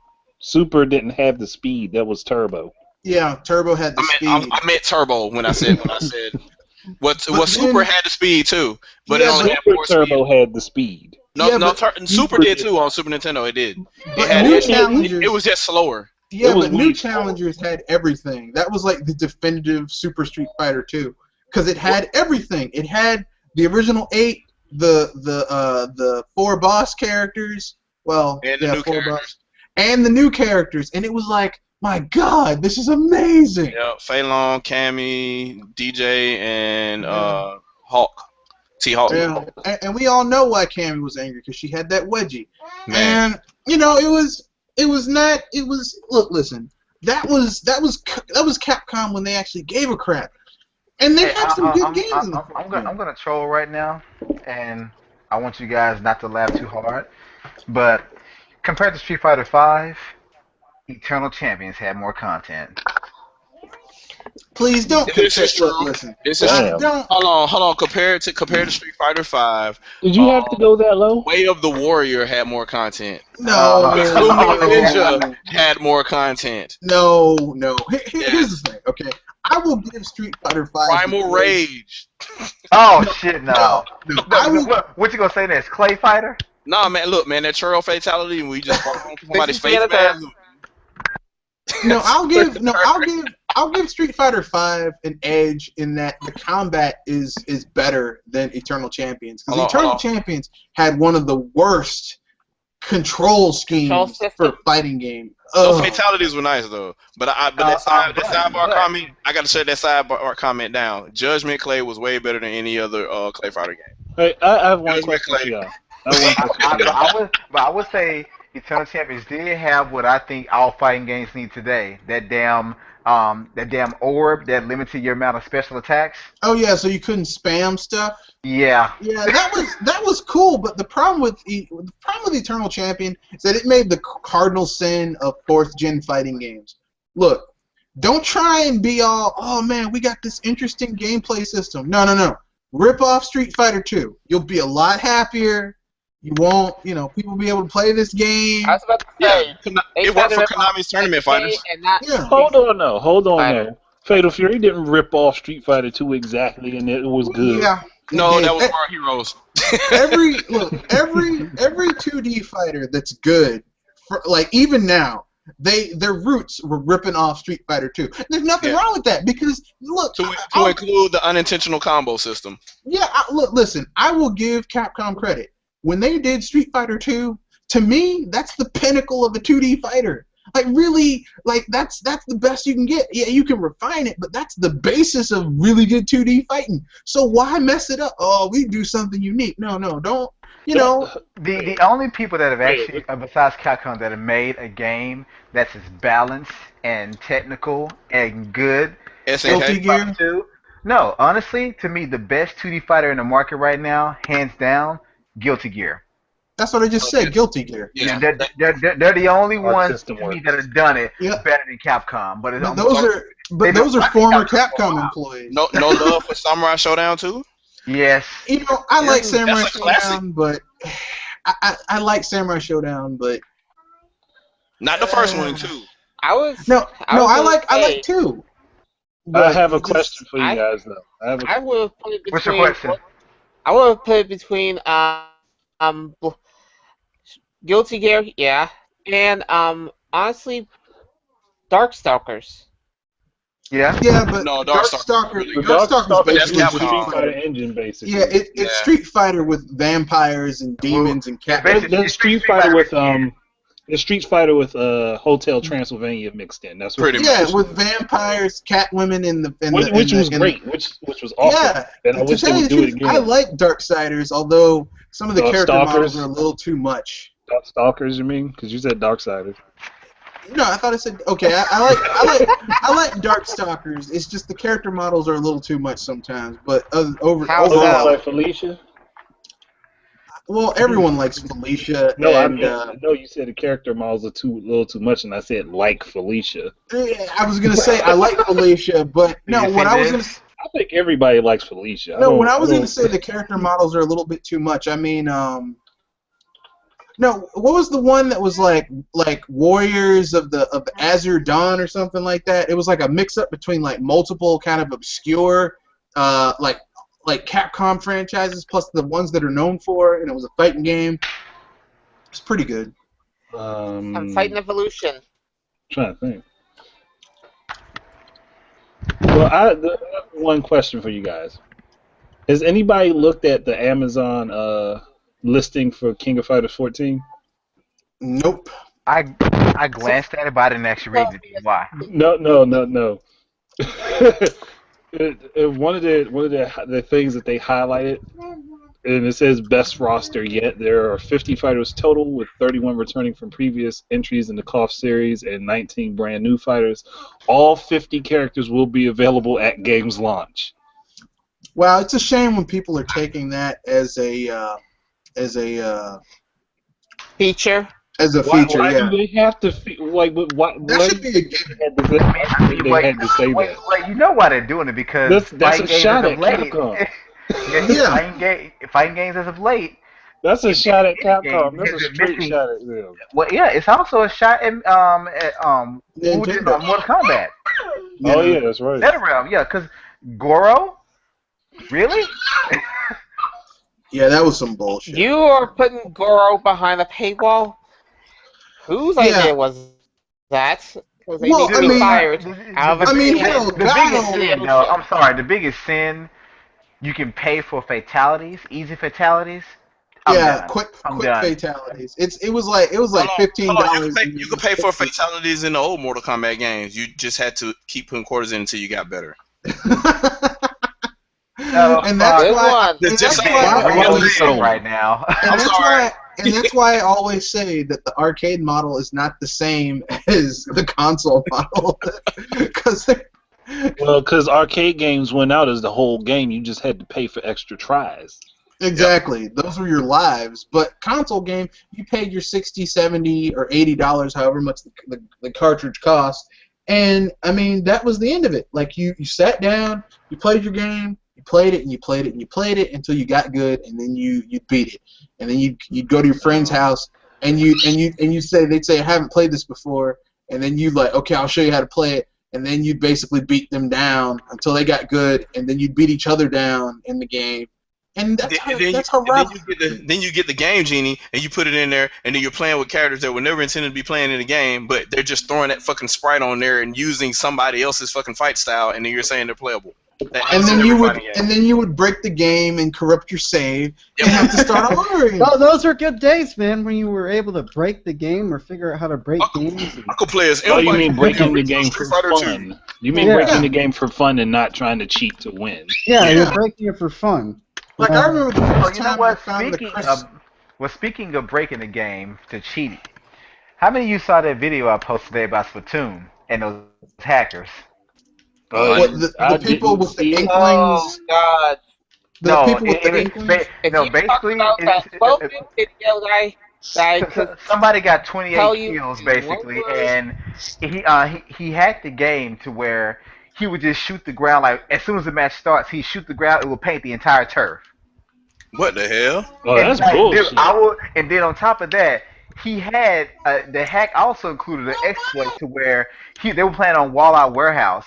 He was standing basically at their spawn, and he was killing them across the map while they were actually standing on the spawn point, which is supposed to be invincible. Yeah, it's got like a shield. And then, Yeah, but somehow, that would get somehow you he hacked banned. that. And then on top of that, somebody else in the second game, you know the guns that shoot the exploding balls, like the blasters. Yeah. Yeah. This Hey dude guys, And real 4th of quick, July fireworks somebody tell me. display. Can somebody tell me what the fuck this is? Why is this on my gamepad? What is this shit? Oh, are you talking about the news thing? That Yeah. Why yeah, I the fuck saw it The too. news app called Watch Up. Get What's this that? out of my gaming console. Look, I don't play video games to keep up with the news, mofo. Yeah, it's not a go. Look, I'm trying to escape reality. Hey! I don't know about you, but I actually use the IGM app on my Xbox. I I don't. know. I don't have an Xbox. I don't use that shit. I already used Flipboard, so I don't need it. No, look, listen. I use a little something old that's archaic. A lot of you young folks might not know about it. It's called a newspaper. You Yeah. actually still read those things, man? Or Yes, I do. RSS feed. You can use that. That's better than half of these damn apps. There's nothing like scrolling through the newspaper, wrinkling the pages, and then shredding that stuff and putting it in my Hey, compost so heap. let me ask you guys a question. Since we talk about DLC and we're talking about news. So, since today's gamer is so used to or so willing to pay for everything, even things they know should come as standard and included with the game upon launch, but they're still willing to shell out dough for it. Mm-hmm. Would you guys be surprised if sites like IGN started saying, "Hey, you got to pay for this article where we hype this game up"? Oh, of course. It's only a matter of time. They already do that. Now I'm talking about like they have like an included app, and it's like, "Hey, you want that new Uncharted, walkthrough or whatever? You want the new Uncharted review? Hey, you gotta sign up for this, and They already you gotta do shell out that. a few dollars." They already used to do do that. that. Yeah, it's called for IGN IGN. Premium or whatever. Yeah, there are tons of sites now that, like, if you want to get a walkthrough or a cheat sheet or like Well, videos and I'm stuff. talking about just for news though, just for review or for news, not a walkthrough. Well, I mean, a lot of them are starting to do it. They have limits. They're like, okay, you saw 5 They articles on your need mobile money, app. bro. You're gonna have to pay $3.99 a month. IGN, they do it in some capacity. Well, Yeah, they're starting to give up now, right? Because now they know nobody's going to their website to watch videos anymore. Because you can find whatever you're looking for on YouTube by a competitor or anybody else that's already seen the game.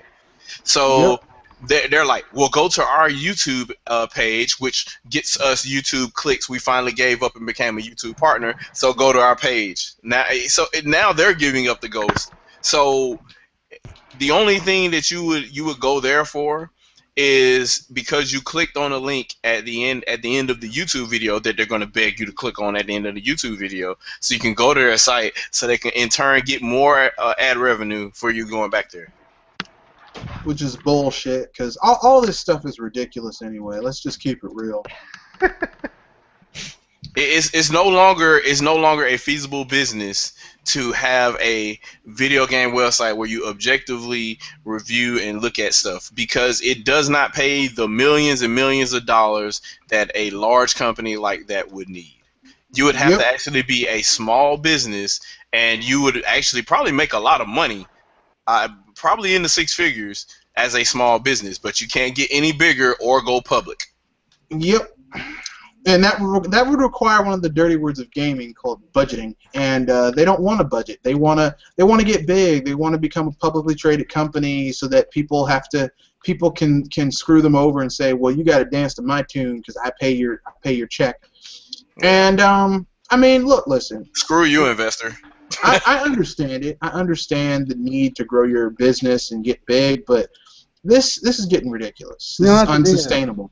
Well, Hey, what I would like for the for gaming Pete's industry, sake. I think what it needs overall is that I'm ready for gaming to go back to what it was, meaning gaming companies made games, not PC companies, not consumer electronics companies, gaming companies like Nintendo, like Sega. That's when I believe we had the There's best only one times problem gaming. with that. There's only one problem. There's no Sega anymore. Sega is Yeah, dead. I mean, I know that, but I think about who we're buying consoles from today, the likes of Sony, Microsoft, and Nintendo. But out of those three, only one actually lists themselves as a gaming company. Nothing more. They may be expanding into, film and things like that, and even a toy line. But at the end of the day, all this is for gaming. Gaming. Microsoft, no. Sony, hell no. They make everything else in addition to games. Well, I was going to say butt games, but go ahead. Because we all know Uncharted 4 is a cinematic experience. Shut the hell up. Clearly. Like the order 1886, ladies and gentlemen. Oh man, I just Oh, no, I just don't like bring this messing up. with people. Last Look, time I that's my brought it job. up, I got an I argument with mess- Francis. Please. Uh, Why would Orenthal James be mad at me? OJ the Juice Man, make the trap. Hey, I'm sorry. Not the juice, I'm sorry, my not bad. Buffalo Bills. My Oh bad. gosh. you guys just love this, don't you? We I have have to admit, there is a certain part of me that likes messing with people who make absurd comments, and then when you call them on it, they Hey, argue with you. I'm just glad Micah's not here because he be going in every podcast. His juice innuendos just go too damn far. It is. Hey man, you like the juice? Anyone remember Saturday Night Live where they had the Greek guys? The Greek guys who own the cafe, the restaurant, and they're like, "You like the juice? Oh God. You like the juice? the juice is bad." You boys are amazing. Bad at some points.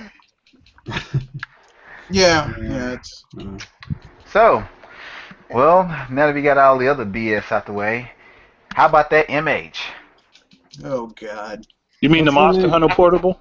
Uh, Yeah, do the I Monster know Hunter. that's It clearly stands for Monster Hunter. Clearly. And I read an article today where they say that that's already been debunked, and I'm thinking to myself, well, no shit. I mean, if you believe something about Nintendo that did not come from Nintendo, Home you're gullible run as shit. fail. But that's half the shit on in this community is people saying stuff that did not come from Nintendo. It happens. And that's only with the NX. Well, that's everything. Everything is just some stuff that they heard. Well, you know what I heard, man? What? Man, I heard that so-and-so's gonna do this. You mean you don't know? That's what I heard, man. The next thing is the Xbox rumors too. Like I'm not ready to believe that until I hear somebody from Microsoft actually come out and say something about it. All I'm gonna say is this: I don't see Nadal opening up the checkbook for another console for the Xbox. I just Hell, I don't. mean, they haven't even got their money back from this one yet. Yeah, they've been losing money with the Xbox One. Like they're gonna. Yeah, I just want to lose more money. Yeah, sure, why not? You know what's the funniest thing of all is? All these rumors are about Nintendo, and yet they're supposed to be irrelevant. Ah! Now Yeah, you're that's trolling the really funny bad. That's the funny thing. They're irrelevant, but people keep on talking about them. Because I'm gonna keep it right now. Like the Ouya, no one cares about the Ouya. The Ouya's like, hey, we're Nobody selling the talks Ouya. anything about that anymore. Hey, No one cares. They're totally I irrelevant. care about the Ouya. I care. I can't believe you How said much? To what capacity? Well, I didn't buy one, if that's what you're asking. but I actually did. I actually I was considering interested in it though. Yeah, At I one did point. want it, but then when I saw how they treated that shit at E3, I was like, this is not gonna go very far. No. this shit's a joke. They wouldn't even let them in the building. It's like that was Yeah, they were. bad. No, see, It's them not very letting them in the geeky building and is a different story altogether. Because look, let me- apparently the people that run at The E3 didn't Ouya like is the Julie Dan Herman. Hibiki of video games. No. Let me put it this way about the Ouya. This is how sad the Ouya is, and this is the last thing I'm saying before I bounce. The Ouya the Ouya was basically the CEO of Ouya was basically pimping that thing out of the back seat of her car in the parking lot of E3. When you're selling your console out of the back seat of your car in the parking lot and not in the actual convention, you're breaking bad. Could you imagine if Nintendo did that shit? Had Reggie with a van. Come on, man. I got something in the back. Come on, baby. But see, Nintendo has enough money to make a skit out of it. Whereas Ouya didn't. No, they didn't. Say, the Ouya, the Dan Hibiki of video game consoles. It's something. It's something. No, I wouldn't say that Dan Hibiki, because Dan is very much liked. The Ouya is not really liked. Okay then. Who loves Dan Hibiki? I like Dan Hibiki. He has that cool trip combo though. That's pretty. I mean, come on now. Who else has a super taunt? Who else has a wasteful move that is that ultimate? Who else has the ultimate wasteful move in a super taunt? Man, I don't know. Just to psych somebody's head out and just mess with them. Who has that? It actually works in multiplayer. It actually works. He's like the most useless character for me. And you know the worst part about Leave it? Dan alone, man. I can use Dan like a pro. Sadly, so true it hurts. But you know what? The most useful iteration of Dan was the first time he was introduced. Yeah, in Street Fighter Alpha. That's actually the best version. That was of Dan, that was the very best version of Dan as far as stability goes. Was he in Street Fighter Alpha first, or was he in X-Men? He was in Alpha first. He was in Alpha, and basically in Alpha, his fireball actually went across half the screen. His super one did. His super That's the laziest Hadouken ever. His super one went across the screen. Well, see, you're wrong because it's not a Hadouken. It's a Gadoken. Well, whatever. I call it the lazy ass Hadouken. And you know the worst part about it? They made him weaker over time to the point where even in the versus games, his super Gadoken got smaller, had less and less range. It didn't even leave his hand anymore. Look, the only fight, he's only won 2 fights, and the second time it was against Sagat, and Sagat took a dive because, you know what, I did kill your dad. I'm sorry, man. You got me. You beat me. So you know, Sagat taking that fall to Dane on purpose, though, was a character builder for him. Whereas Sagat saw that he saw that vengeful rage, and he saw how useless it was. That was the purpose of him having that fight. Dan Hibiki opened a dojo, and his students were kicking his ass. Like little 12-year-old kids were kicking his ass. So I really don't like Dan Hibiki. I'm just like, dude, you're just... But guess what, though? Guess what? I've actually seen a video of someone at a national fighting competition using Dan. And Dan, if you play with him, you can use Dan to do some serious damage, so people underestimate him. Yeah, he's a highly technical character, but in the universe of Street Fighter, he would have made it past one tournament. Yes, in the universe of Street Fighter, yes, Dan is a loser. He'd be like one fight against Dalzim, Yoga Flame. I'm on fire. That's what drove me nuts when Capcom made Capcom versus SNK and they put Dan against Joe. It's like Joe would murder Dan.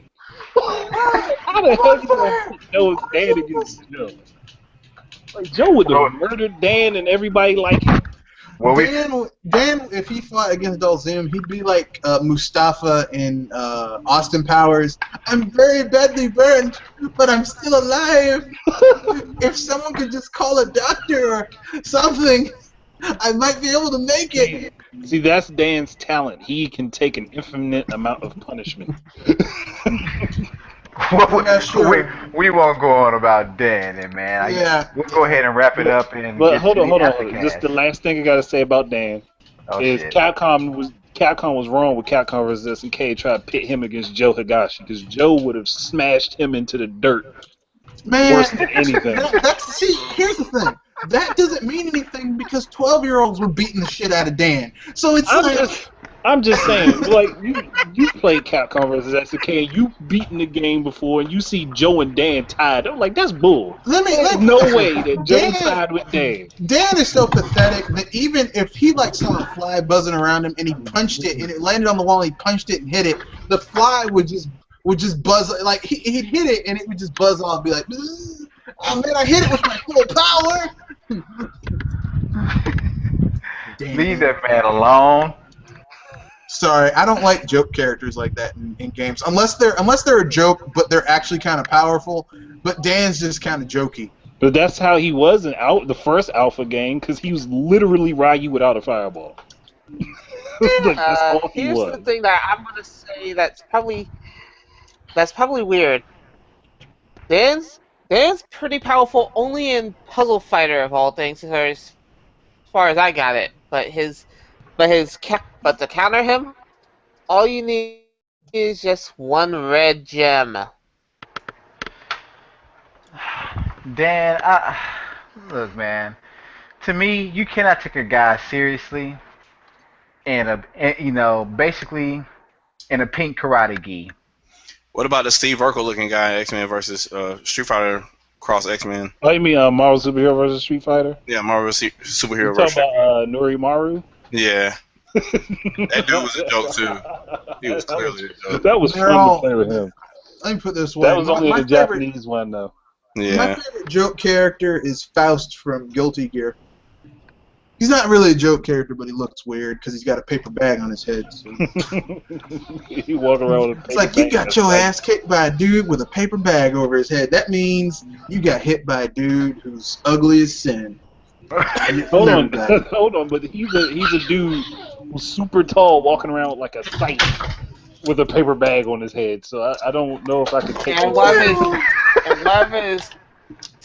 one of his Oko kills is a face rearrangement. Well, I mean, whatever. I'm gonna bounce out, you guys. This was fun. Yeah, we're gonna go ahead and just wrap up right watch now. my thing Saturday. It's 8 p.m. Eastern Standard Time. Peace. Peace. All right, man, and go ahead, GBG. You go ahead and I said the game idea guy. Sign out. Hey, either one. I'm not gonna be mad. Shoot, I really didn't get to say much in this one, but I was listening a whole lot. If anybody checks out my channel, I've like thrown out a slew of videos in the last week. So, I think my favorite one is probably about the NX cartridge rumor. So I would say check that one out. And then I have an NX theory video. And the one that Shadow Fox was talking about earlier, VR headset versus Wii U gamepad, you might want to give that one a listen to. That's about it. Everybody enjoy your games. And next up, we got Jewel. Go ahead. This is Jewel Rider, who's signing off from wherever around the net. If you want to find me, well, just try to find me. I'll appear wherever I want. And next, if he's still here, Kenoshi. This is Kanashi Abominito, here to say stay away from the juice, specifically if it's orange. Wow, got a troll. You. And next we got Elma. Oh, I'm sorry. I will. Shadow. Hey, that's Keisha. Don't confuse her with Elma. This is the rogue ninja of K9 Descent. Signing off, and as I always say, do you play games to have fun or to impress other people? Dude, how many hours you got? Man, you know it's to impress other people. I have 323 hours right there on the screen. For fun. 323.46. Damn, dude. But there's nothing to play on Wii U, so yeah. And I think Red Fox said he has over 600 in that game now. And I have a backlog as well, so. Shit. And I'm your humble host. Well, I'm actually not humble. Dr. Feelgood. I will be releasing another video about the fall of fighting games and the fighting game community. Now, just so you guys know, it's not going to be the focus of it will not be a shot at Street Fighter V. It really isn't. It's about fighting games as a whole. But anyway, be on the lookout for that. And until then, keep it gaming, and for the big narrow-minded YouTubers, kiss my ass. Laters.